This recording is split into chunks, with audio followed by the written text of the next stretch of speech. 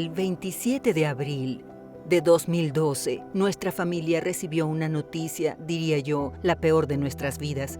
Es interesante cómo Dios nos ama tanto que nos va preparando para el momento. Él sabía lo que sucedería, Él sabe todas estas cosas. Ese día falleció mi esposo, víctima de un asalto.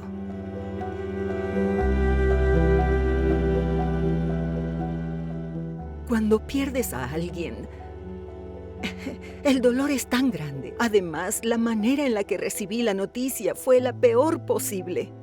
Porque cuando mi esposo no llegó al atardecer, comencé a llamarlo por teléfono para saber qué había sucedido. El policía que me atendió me dijo que lo habían asaltado y que había fallecido. Así me enteré de la noticia. Ese día no iba a almorzar en casa, porque debía asistir a la defensa de una colega, ya que la próxima sería la mía. Solo que cuando llegó más o menos el mediodía, sentí una tristeza tan grande por mi esposo y me dije, no voy a asistir a esa defensa. Y me fui a mi casa. No tenía idea de por qué quería irme a mi casa, pero esa sería la última vez que vería a mi esposo ese viernes. En ese momento, lo que yo sentí, unas 5 horas antes de que falleciera, fue el sentimiento de estar con él. Yo lo quería encontrar. Yo quería estar con él. Y eso normalmente no sucede, porque hacía unas horas acababa de despedirme de él en la mañana cuando salí a trabajar. ¿Entiendes? Todos los detalles mínimos de aquella última despedida de ese viernes.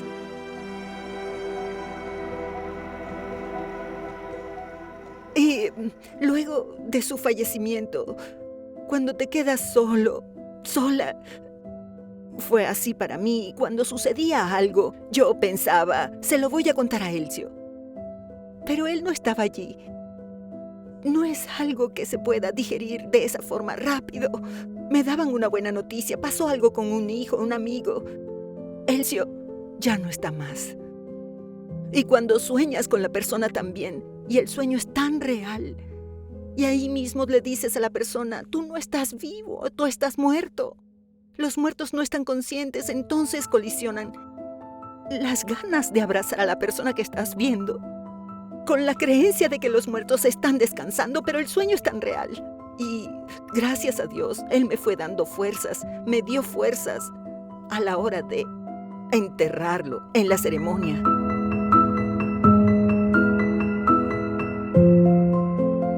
Y perdonar no es fácil, solo lo hacemos con el perdón que Dios pone en nuestros corazones.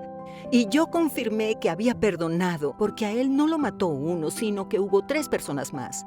2 años después, cuando fue al juicio y los vi, estaban en la hilera del frente, en la audiencia, a medio metro de distancia. Entraron con las manos esposadas, la cabeza gacha. Pude mirarlos y solo sentí pena.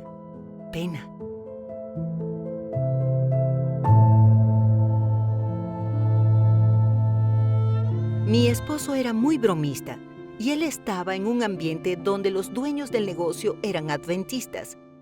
Y llegó alguien detrás de él, se anunció el asalto y él debe haber pensado que se trataba de una broma porque su reacción fue tocar a la persona que estaba detrás y voltear para ver quién era. Cuando se giró, el arma se disparó, ya estaba engatillada. Entonces yo le pregunto a usted, ¿acaso Dios no pudo evitar que se disparara esa bala? ¿Lo pudo evitar? Claro que sí. ¿Por qué no lo hizo?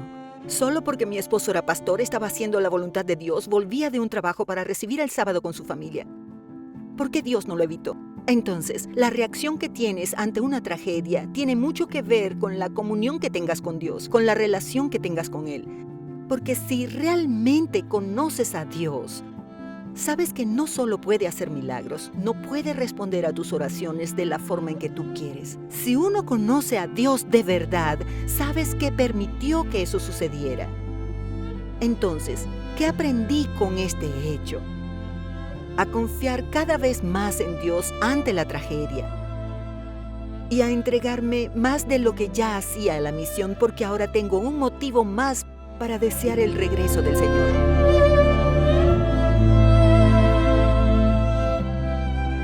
La otra escena que quiero vivir es aquella con mis 3 hijos, encontrándonos con Elcio.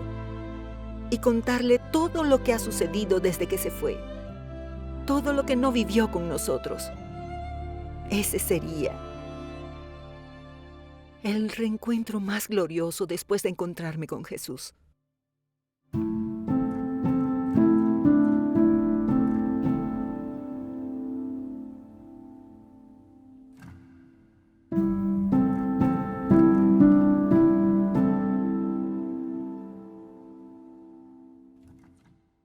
¿Cómo sería mi historia sin Jesús?